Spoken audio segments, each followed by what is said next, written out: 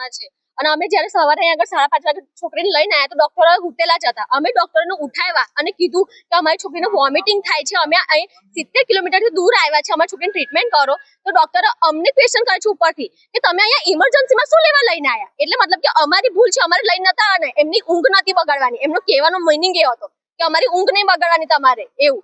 અને પછી અમે કીધું કે ડોક્ટર એની ટ્રીટમેન્ટ કરો તો કહે છે કે શું થાય છે. અમે રિપોર્ટ બતાવ્યા તો કહે છે ના રિપોર્ટ તો કઈ જરૂર નથી. કે ડોક્ટરે ખાલી ડાયરેક્ટ એની કોઈ ના એની હાર્ટબીટ માપી છે કે ના એની જીભ ચેક કરી. એને ડિહાઇડ્રેશનના લીધે ગળામાં સુકાતું હતું, એ છોકરી બોલતી નથી, કશું કોઈ જ જાતની એ નથી આવતી. પણ તો બી છે ને ડોક્ટર ડાયરેક્ટ જ વોમિટિંગ બંધ થઈ જાય તાત્કાલિક એટલે એમને એમસેટનું ઇન્જેક્શન આપી દીધું અને એ ઇન્જેક્શનના ડિહાઇડ્રેશનના લીધે મારી છોકરીને ખેંચ આવવા લાગી.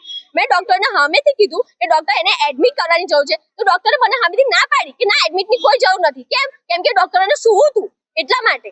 તમે ડોક્ટરો સુઈ રહ્યા હતા તે ઘડી, અમને ખાલી દવા લખી આપી કેસ પેપર પર અને પછી સુઈ ગયા ડોક્ટરો. અમે કેસ પર દવા બારીથી દવા લઈને આવ્યા અને મારી છોકરી આમ ગળું નાખી દીધી હતી. તો બી મેં કીધું ડોક્ટર આને એડમિટ કરવાની જરૂર છે અને કઈ ટ્રીટમેન્ટ કરો. તો ડોક્ટર કહે છે હા સારું ચાલો એને કઈ પલંગ પર સુવડાવી દો કે અમે એને જોઈએ છે, ઓબ્ઝર્વેશનમાં રાખીએ છીએ. કે પછી ડોક્ટરે ખાલી જોયું અને પછી એને ખેંચ આવવા માંડી તો બીજા ડોક્ટર સુતેલા હતા તો એ ડોક્ટરે પેલી ડોક્ટરને ઉઠાવે છે કે ઉઠો કે પેલી છોકરીને છે ખેંચ આવે છે.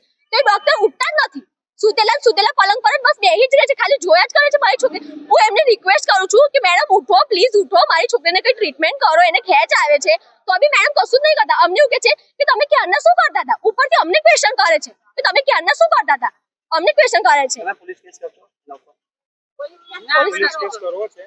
પોલીસ કેસ આ તો ખાલી એક સોશિયલ મીડિયા પર આ વિડિયો વાયરલ થાય કે આ ડોક્ટરોની ભૂલના લીધે, એમની બેદરકારીના લીધે મારી છોકરી આજે 3 વર્ષની મારી ફૂલ જેવી છોકરી મેં ગુમાવી છે.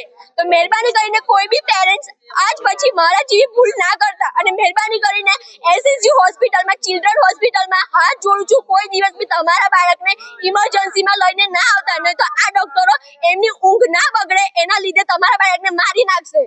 બસ આજ મારી વિનંતી છે.